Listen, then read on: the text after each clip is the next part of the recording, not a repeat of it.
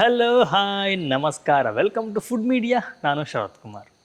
ಸ್ನೇಹಿತರೆ, ನಾವು ಹೆಚ್ಚಾಗಿ ಬಾಯಾರಿಕೆ ಆದಾಗ ತಂಪು ಪಾನೀಯಗಳನ್ನು ಕುಡಿತೀವಿ. ತುಂಬ ಜನ ಗೊತ್ತಿರ್ಬೋದು ತಂಪು ಪಾನೀಯಗಳನ್ನು ಕುಡಿದ್ರಿಂದ ನಮ್ಮ ದೇಹಕ್ಕೆ ತುಂಬಾ ಅಪಾಯಕಾರಿ ಅನ್ನೋದು. ಆದರೂ ಕೂಡ ನಾವು ತಂಪು ಪಾನೀಯಗಳ ಮೊರೆ ಹೋಗ್ತೀವಿ. ಇಲ್ಲ ಅಂತಂದರೆ ನಾವು ಹಣ್ಣುಗಳ ಜ್ಯೂಸನ್ನು ಕುಡಿತೀವಿ. ಅದರ ನಡುವಲ್ಲಿ ಕೆಲವೊಂದು ಕಾಳುಗಳಿಂದ ಮಾಡಿ ಕುಡಿಯುವಂಥ ಜ್ಯೂಸನ್ನು ನಾವು ಮರ್ತೇ ಬಿಟ್ಟಿದ್ದೀವಿ.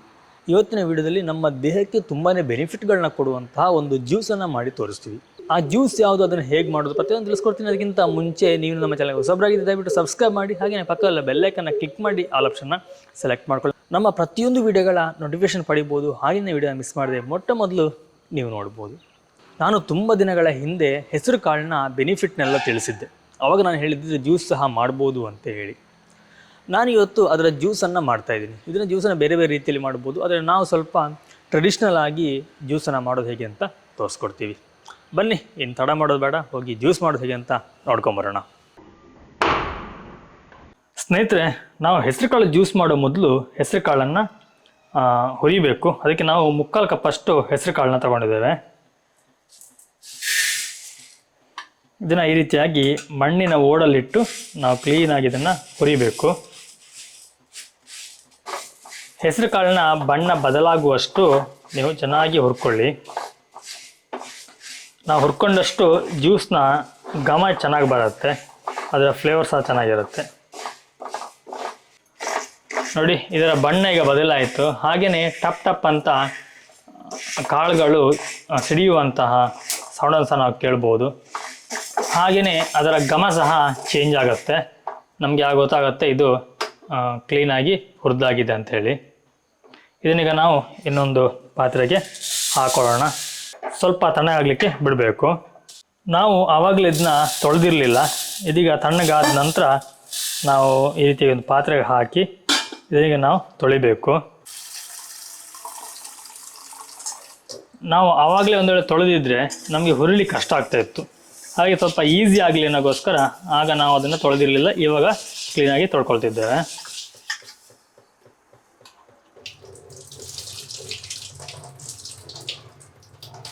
ನೀವು 2 ಸಲ ತೊಳ್ಕೊಂಡ್ರೆ ಸಾಕು, ಹೆಚ್ಚು ತೊಳಿಬೇಕಂತೇನಿಲ್ಲ. ಇದನ್ನೀಗ ಒಂದು ಮಿಕ್ಸಿ ಜಾರಿಗೆ ಹಾಕೋಬೇಕು. ನಾವಿನ್ನು ರುಬ್ಕೋಬೇಕಲ್ವ, ಅದಕ್ಕೋಸ್ಕರ ಒಂದು ಮಿಕ್ಸಿ ಜಾರಿಗೆ ಹಾಕ್ಕೊಳ್ತಿದ್ದೇವೆ.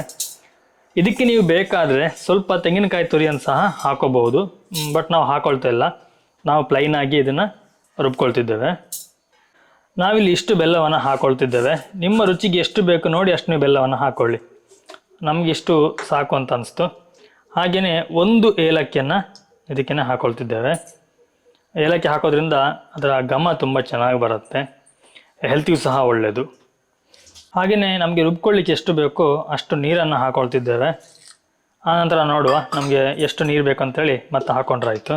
ಈಗ ಮುಚ್ಚಿ ಇದನ್ನು ರುಬ್ಕೋಬೇಕು. ಓಕೆ, ನೋಡಿ, ಈಗ ನಾವು ರುಬ್ಕೊಂಡಾಯಿತು. ಇಷ್ಟು ದಪ್ಪವಾಗಿ ರುಬ್ಕೊಂಡಿದ್ದೇವೆ. ಹಾಗೆ ತುಂಬ ನೈಸ್ ಮಾಡಿ ರುಬ್ಕೊಂಡಿದ್ದೇವೆ. ಈ ರೀತಿಯಾಗಿ ಬೇರೆ ಒಂದು ಪಾತ್ರಕ್ಕೆ ನಾವು ಇದನ್ನು ಹಾಕ್ಕೊಳ್ತಿದ್ದೇವೆ. ನಿಮಗೆ ಎಷ್ಟು ಬೇಕು ನೋಡಿ ಅಷ್ಟು ನೀರನ್ನು ಹಾಕ್ಕೊಳ್ಳಿ. ಕೆಲವರು ದಪ್ಪ ಇಷ್ಟಪಡ್ತಾರೆ, ಕೆಲವರು ಸ್ವಲ್ಪ ನೀರಿದ್ರೆ ಇಷ್ಟಪಡ್ತಾರೆ. ನೋಡಿ, ನಿಮ್ಗೆ ಎಷ್ಟು ಬೇಕು ಅಂತ ನೋಡ್ಕೊಳ್ಳಿ. ನಾವಿಲ್ಲಿ ನಮಗೆ 5 ಜನಕ್ಕೆ ಎಷ್ಟು ಬೇಕು ಅಂತೇಳಿ ನೋಡ್ಕೊಂಡು ಅಷ್ಟು ನಾವು ನೀರು ಹಾಕ್ಕೊಳ್ತಿದ್ದೇವೆ.